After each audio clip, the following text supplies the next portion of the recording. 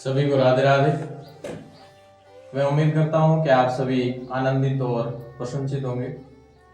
आज हमारा चर्चा का विषय रहेगा कि वर्तमान समय में विशेषकर पश्चिमी राजस्थान में बाड़मेर और जैसलमेर में ओरण बचाओ आंदोलन एक विशेषकर उभर के सामने आ रहा है। तो क्या कारण है कि हमें ओरण को बचाने के लिए एक सभी को सामूहिक रूप से आंदोलन के रूप में सभी को आगे आना पड़ रहा है। तो हम आज इस पॉडकास्ट के माध्यम से समझने का प्रयास करेंगे कि इसके पीछे क्या रीजन है। और सबसे पहले मैं चंद्रवीर जी से पूछना चाहूँगा कि अभी वर्तमान में यदि हम बाड़मेर और जैसलमेर की क्षेत्रों में देखें तो ओरण एक पारंपरिक रूप से किसी गांव तक सीमित नहीं रह गया है। जी। लंबे क्षेत्र में उभर के सामने आ रहा है। तो इसका कोई विशेष रीजन है, क्या कारण है आज लोग इसमें विशेष रुचि ले रहे हैं? जी, हरिओम दोस्तों। सबसे पहले हमें ये समझने की आवश्यकता है कि ओरण है क्या। लोग आजकल ओरण मुद्दा इतना चर्चित है राजस्थान का, भारत लेवल पे, लेकिन लोगों को यही पता नहीं है कि ये ओरण मात्र नाम राजस्थान में, इंडिया में ओरण नाम का नहीं है, लेकिन राजस्थान में ओरण है, लेकिन इंडिया के लोग भी ओरण नाम सुन रहे हैं। तो ओरण होता क्या है? तो ओरण ऐसी सामुदायिक भूमि है जो किसी स्थानीय देवी देवता या संत महात्मा के नाम पर उसको छोड़ी जाती है। उस पर किसी भी प्रकार का उस पर निजी स्वार्थ के लिए कोई भी प्रतिबंध नहीं है। उस पर प्रतिबंध है, निजी स्वार्थ के लिए किसी भी प्रकार का उपयोग नहीं किया जाता है। जैसे वृक्षों की कटाई, उस भूमि का कृषि क्षेत्र हेतु उपयोग या किसी भी प्रकार का निजी उपयोग के लिए उसका प्रयोग नहीं किया जाता है। और ओरण का हमारे जीवन में बहुत ही ज्यादा महत्व है। जैसे पारिस्थितिक जो तंत्र है, बायोडाइवर्सिटी है, उसमें संतुलन उत्पन्न होता है। उसके अलावा पशुपालन के लिए जो विशेषकर पश्चिमी राजस्थान, जैसलमेर और बाड़मेर के क्षेत्र है, बीकानेर, तो यह पशुपालन के लिए जो सही जो वास्तविक जगह होती है ओरण ही होती है। पशुपालन का चारागाह का गायों के लिए, बकरियों के लिए, भेड़ों के लिए जो चरने की, तो ओरण के रूप में ये स्थानीय लोगों की आजीविका का साधन है। और इसके अंदर अपने कुएं हैं, नाड़ियां हैं, तालाब है, छोटे छोटे पोखरे हैं, जो जल ग्रहण के लिए भी जो लोगों की, जो ये पश्चिमी राजस्थान रेगिस्तान धोरों का देश है, जिसमें पानी के पीने के लिए तो एक बूंद के लिए भी लोग तरसते हैं, तो जल संग्रहण के लिए भी ओरण बिल्कुल जरूरी, बहुत महत्वपूर्ण है। तो फिर आज हम ऐसी क्या लोग बता रहे हैं कि हम इसको बचाने के लिए एक मूवमेंट का मतलब एक आंदोलन के रूप में सब आगे आ रहे हैं कि भाई इस ओरण को बचाओ, सभी कंपनियां आ रही है ऐसे वैसे। इसका कोई विशेष रीजन? जी, इसका विशेष रीजन ये है कि ओरण भूमि हजारों सालों से देवी देवताओं के नाम पे संरक्षित थी। पहले किसी ने इस भूमि पर सिर्फ मात्र सूखी लकड़ी के अलावा कोई उपयोग लेता ही नहीं था। लेकिन वर्तमान समय में जो हमारी सरकार, विशेष कारण हमारी गवर्नमेंट है, सरकारों ने विशेषकर जो मल्टीनेशनल कंपनियां हैं, जैसे सोलर हुई, विंड हुई, उन कंपनियों को, जो हमारी ओरण भूमि है जो बंजर पड़ी थी, लेकिन लोगों को उस समय इतनी जागरूकता थी नहीं, तो उन्होंने ओरण नाम से इसको दर्ज नहीं करवाया राजस्व में। तो वो बंजर भूमि थी, लेकिन लोगों की आस्था का केंद्र था, लोगों ने इतना ध्यान दिया नहीं। लेकिन सरकारों ने उसी बंजर भूमि को मल्टीनेशनल कंपनियों को दे दिया, जिससे मल्टीनेशनल कंपनियां उस भूमि पर अतिक्रमण कर रही है।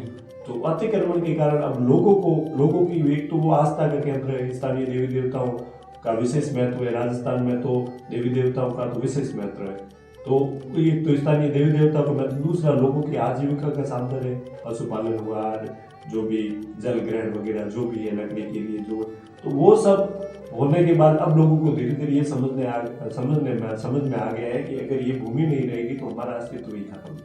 तो इसलिए जो तो इसका मुख्य कारण है सोलर कंपनी और पवन ऊर्जा वाली कंपनी, उसके विरुद्ध लोग इकट्ठा हो रहे हैं, क्योंकि वो इस भूमि पर अतिक्रमण करके पूरे जितने भी पेड़ पौधे हैं, विशेषकर राजस्थान में खेजड़ी जो राजस्थान का कल्प वृक्ष कहा जाता है, उसका एकदम सफाया कर रहा है। जो राजस्थान का राज्य वृक्ष होने के नाते होते हुए भी उसके गवर्नमेंट खुद उसको कटवा रही है, सरकारों को संरक्षण देगी।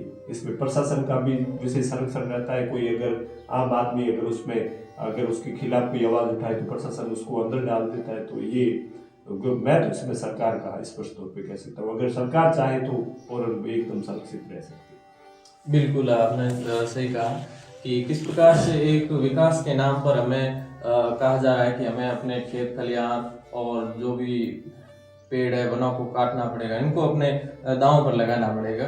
तो श्रीपाल जी, मैं आपसे पूछना चाहूँगा कि किस प्रकार से ओरण एक हमारे जीवन में बहुत एक भूमिका भी निभा रहा है। तो मुझे लगता है कि एक कई सदियों से, कई प्राचीन समय से ये ऐसा माना जा रहा है कि इसका और हमारा जीवन का एक बहुत एक डीपली कनेक्शन भी है। वो किस प्रकार से हो सकता है? यदि इस प्रकार से ये कंपनियां वगैरह सब अपने आप को ये ओरण को एक सीमित कर देगी तो कहीं न कहीं व्यक्ति के जीवन पर भी क्या असर पड़ेगा इसका? बिल्कुल, ये जो आप कह रहे हैं कि कहीं न कहीं इन चीज़ों का ये जो स्वामित्व जो है वो भूमिका अगर ले कर रहे हैं, इसके ऊपर अतिक्रमण कर रहे हैं, तो ये चीज़ें जो है लोगों ने, जिन हमारे पुरखों ने इनको देवी देवताओं के नाम पर या संत महात्माओं के नाम पर इनको एक स्थान बनाए फ्री रखा है, फ्री कुछ न कुछ कारण से रखा है, यानी कि इस स्थान पर कुछ खुद ही जो है एक्स्ट्रा वर्क हो, जीवन शैली का, ग्रामीण जीवन शैली का वो किया जा सके। लेकिन ये फिर इस प्रकार की गतिविधि होने के बाद कहीं ना कहीं मनुष्य के जीवन पर बहुत ज्यादा असर पड़ता है। मनुष्य का जीवन जो है वो और प्रकृति दोनों आपस में जुड़ी हुई है। बिल्कुल, मनुष्य का जीवन प्रकृति के ऊपर ही डिपेंड है। अगर हम प्रकृति को ही खत्म करना प्रयास करेंगे, उसके ऊपर ही हम अपने कुछ न कुछ हमें खुद ही अपने निजी स्वार्थ के लिए इस प्रकार की गतिविधियां करेंगे, तो कहीं न कहीं जो है वो हम अपने आप के खुद के पैरों पर कुल्हाड़ी मारने जैसा होगा। तो मुझे तो यही लगता है कि यहाँ पर प्रकृति और मनुष्य का जो जीवन है वो आपस में जुड़ा हुआ है। प्रकृति के माध्यम से ही सारी चीज़ें हमें मिलती है, हवा, वायु, जल जो भी है, तो वो ज़रूरी है। ये अगर पेड़ कटेंगे तो इससे हमारे सांस लेने में लोगों को तकलीफ होगी, फिर और ज़्यादा समस्याएं बढ़ेगी, तो वो अपने आप में खुद के ऊपर ही जो है तलवार चलाने जैसा होगा। बिल्कुल, आपने सही बात कही। और तीसरी बात इसमें ये देखी जा रही है कि इसमें विशेषकर रविंद्र सिंह भाटी और सुमेर सिंह सावता और अमन सिंह जैसे भी विशेषकर व्यक्तित्व सामने आ रहे हैं। तो आप क्या मानेंगे कि इनका कोई विशेष रोल है या फिर एक दिखावटी रूप में आ रहे हैं?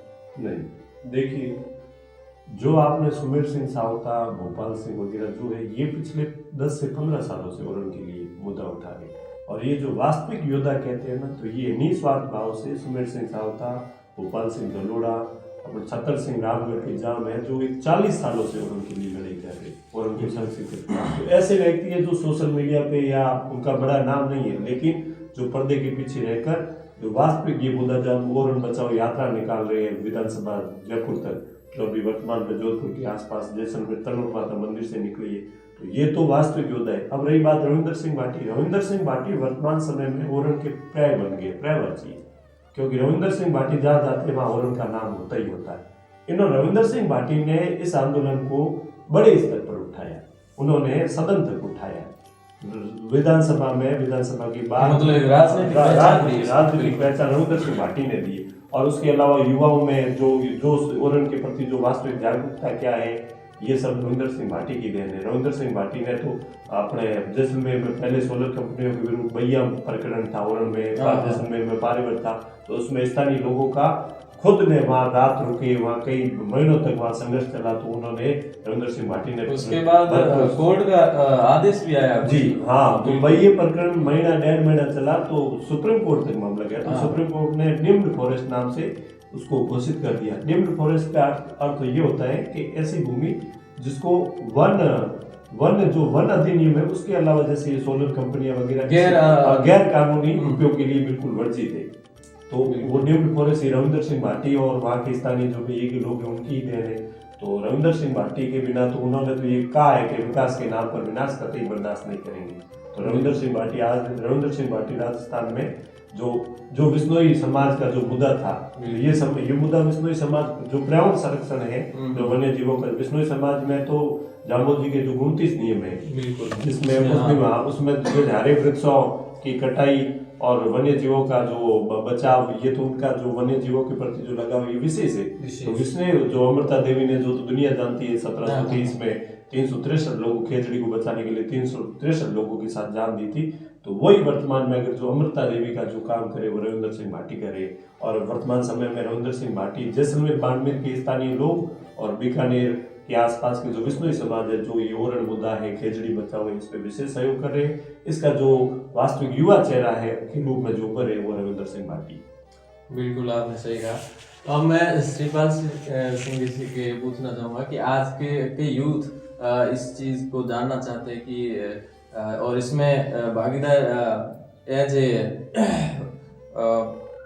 जुड़ना भी चाहते हैं, तो आप कुछ ऐसी कोई कविता हो या कुछ ऐसे उनके लिए अंतिम पड़ाव में कुछ कहना चाहेंगे कि? बिल्कुल, मैं कहना चाहूँगा कि ओरण जो मुद्दा है वो अपने आप में विशेष मुद्दा है। इसके ऊपर कोई अगर आगे आकर बोलता है तो ये कहीं ना कहीं वो भगवान की कृपा के माध्यम से ही बोल रहा है, क्योंकि ये चीज़ें सारी प्रकृति की, भगवान की है। तो प्रकृति और भगवान का जो अध्यात्म का है वो भी रिश्ता है, जो प्रकृति के माध्यम से ही हमें मन की शांति का भी स्रोत है।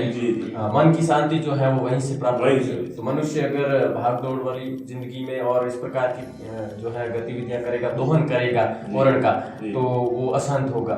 तो ये दोनों आपस में जुड़े हुए हैं कि मनुष्य और अध्यात्म जो है वो कविता बिल्कुल।